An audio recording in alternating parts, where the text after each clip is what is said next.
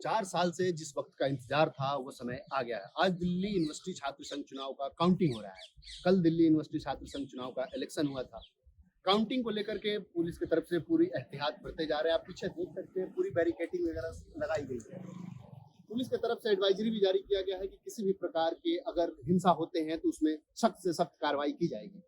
अब कुछ रिपोर्ट के मुताबिक 1 बजे तक के काउंटिंग में अध्यक्ष, उपाध्यक्ष, सचिव और संयुक्त सचिव चारों ही पोस्ट पे भाजपा समर्थित एबीवीपी चारों ही पोस्ट के लिए आगे बढ़ रही है। कैमरा पर्सन कपिल यादव के साथ विनायक सिंह। चुनाव तो भारत में हर साल देखने को मिलते हैं, लेकिन संसद में तकरीर करने वाले तमाम लोगों का ताल्लुक छात्र राजनीति से रहा। दिल्ली यूनिवर्सिटी ने भी कई राजनेताओं को यूनिवर्सिटी से पार्लियामेंट तक पहुंचाया है। यूं तो डीयू का चुनाव एक विश्वविद्यालय का चुनाव है, लेकिन देश की राजनीति में इसका अहम स्थान है। 22 सितंबर को 2 चरण में वोटिंग हुई थी। आज वोटों की गिनती जारी है। एक तरफ तो एबीवीपी के खेमे में उत्साह लगातार बढ़ रहा है, वहीं एनएसयूआई कैंप की उम्मीदें अभी भी कायम है। रोहन, तो आप क्या चाहते हैं, मतलब कौन सी पार्टी यहाँ पे? एबीपी आएगी, हमारा भाई आएगा तुषार डेढ़ा। उसने बहुत काम करा है, 7-8 सालों से वो यहाँ पे दिन रात एक कर दिया उसने स्टूडेंटों के लिए। अच्छा, खाना बांटा, वो कोरोना टाइम में सबकी मदद करी उसने। तो तुषार डेरा ने सामाजिक कार्य में बहुत सारा योगदान दिया है, आपका कहने के मतलब है, इसलिए उनको अध्यक्ष बनकर जीत लगाई। आप क्या नाम भाई? कार्तिक। तो आप क्या सोचते हैं छात्र चुनाव के बारे में? एबीवीपी को क्यों जीतना चाहिए? एबीवीपी सदा छात्र हितों के लिए लड़ती आई है और आगे भी लड़ेगी, इसलिए तुषार भाई जीते। राजनीति में आरोप प्रत्यारोप का दौर हमेशा से रहा है। एनएसयूआई का आरोप है कि देश में भारतीय जनता पार्टी की सरकार है, उसी का फायदा डीयू में एबीवीपी को मिल रहा है। हिंसा के तमाम आरोपों के बावजूद कोई कार्रवाई न होना विश्वविद्यालय प्रशासन को आरोपों के दायरे में खड़ा करता है। मेरा नाम बबीता भारती है और मैं नेशनल कोऑर्डिनेटर हूँ केकेसी कांग्रेस में। आप अभी यहाँ चुनाव को जैसे आप देख रही हैं, यहाँ पे आपको क्या लगता है कि किन किन सीटों पे जो एनएसयूआई है वो उसकी बढ़त बना सकती है? हमारी जो 2 सीटें हैं, प्रेसिडेंट और वाइस प्रेसिडेंट, उस पर हम आगे चल रहे हैं। और वाइस प्रेसिडेंट की जो सीट है वो तो पक्का है, बाकी जो प्रेसिडेंट की सीट है क्या रहना है।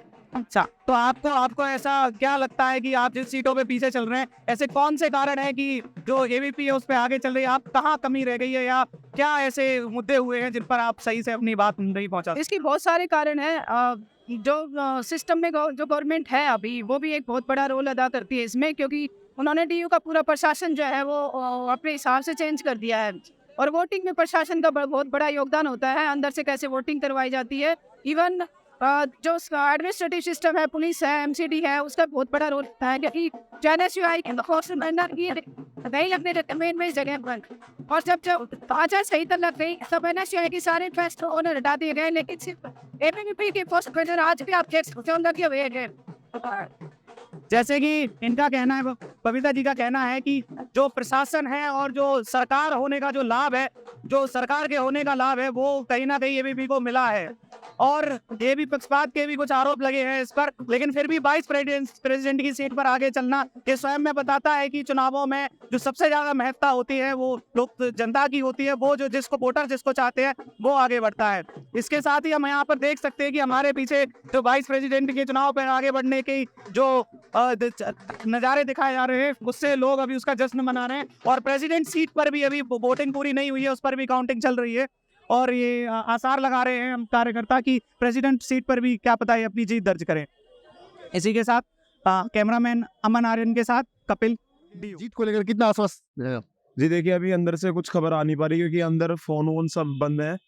तो अभी वो चलाया जा रहा है, वो कुछ जो बाहर कह देना उस बात से हो रहा है। अभी थोड़ी देर में नतीजे आने वाले हैं और हम एबीवीपी, हम वाइस प्रेसिडेंट की हम 4 सीट जीत रहे हैं।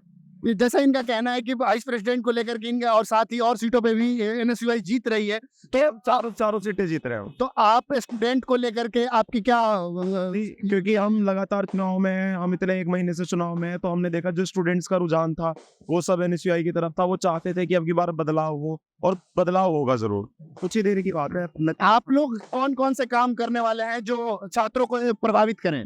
जी, हमारे सबसे पहला मुद्दा है कि हम मेट्रो कंसेशन पास, जो स्टूडेंट्स के लिए जो आने जाने में ट्रैवलिंग में बहुत दिक्कत होती है, क्योंकि यहाँ पे फ्लैट्स के पीजी के रेंट बहुत ज़्यादा है। और दूसरी बात ये, हम एक चाहते हैं रेगुलेशन लाना, जो पीजी और फ्लैट के जो मालिक है, ओनर्स हैं, वो बेतहाशा और बहुत ज्यादा रेंट छात्रों से वसूल करते हैं। तो हमारा एक बड़ा मुद्दा ये था कि हम उसको लेकर काम करें।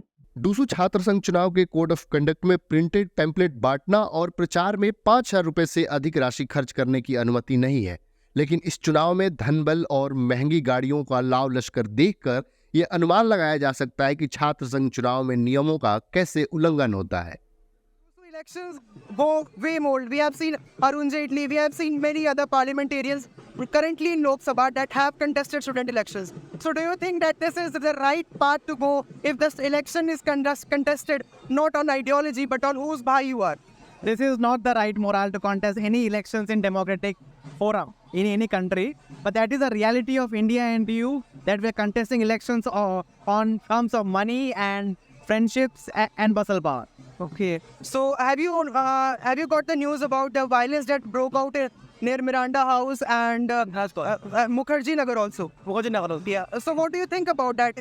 Like, is violence, like, why violence is there in Dusu elections every time? I have seen elections 2 times, and both the times we have seen violence erupted in Dusu elections. So how do you think that this disrupts the democracy? How do you think this disrupts the election here?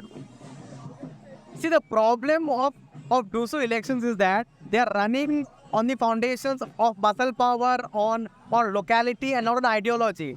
So when you are doing your propaganda on these lines, then it's bound to happen from both sides, right? And the core philosophy of the candidates and of the entire DU elections is itself wrong in some manner. Yeah. That's why it happens. So as I can see that you are more towards the utopian kind of society setup. But I will ask you that why only we consider NSUI and ABVP as a strong candidate in Dusu, not ISA, not SIF. Why we are not figuring them as a strong, promising character here? Because of numbers. ISA doesn't have the numbers. Even if they have the ideology, they don't have the numbers. And the numbers that are there are with ABP and with NSUI. That is the main issue, because it'll always win elections here because of numbers and because of locality and because of the foundational strength that they have of the organization. Okay. And also, as we have seen that we have got the reports about some of the candidates running in expensive cars, and they are talking about lowering the fees of hostels, letting all the people get hostels, lowering the fees of college. So how do you think this correlates or this parallels with them running in expensive cars? It doesn't correlate anywhere.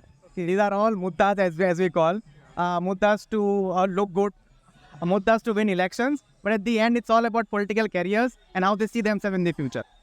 Okay. Thank you, Shubhamji. This was Aman Aryan with cameraman Vinayak. DU. Thank you. This year, Dusu elections for the central panel saw 24 candidates contesting for 4 posts. But as we talked with some people regarding the prominence of different politically affiliated parties, their reply was shocking to hear. Although many parties have ideologies behind their campaign, still, Dusu elections allegedly favors money muscle brother power.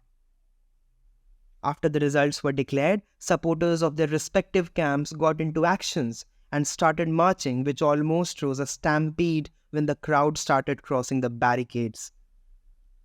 I think which they considered to be the only way of celebration. Good evening, people. Elections is the main feature of any democracy, and student election has always served as a stepping stone for any budding leader. As we have seen in new faces of Indian politics like Kanhaiya Kumar and many other leaders have some way or some time in their life has fought for student elections body. Dusu, that is Delhi University Students' Union elections, has been the prime focus for any students' union body. It has been waited for last 4 years. Like in 2019, there was the last poll conducted, and ABVP won 3 posts that time. That is of president, vice president, and joint secretary. And NSUI won the secretary post. It has been a day of ups and downs in the trends of counting. Now we have received the result. ABVP has won the presidential post, which has been given to Tushar Deda, secretarial post, Aparajita, joint secretarial post, Sachin Basla, and 1 post has been won by NSUI, which is Abhidaya.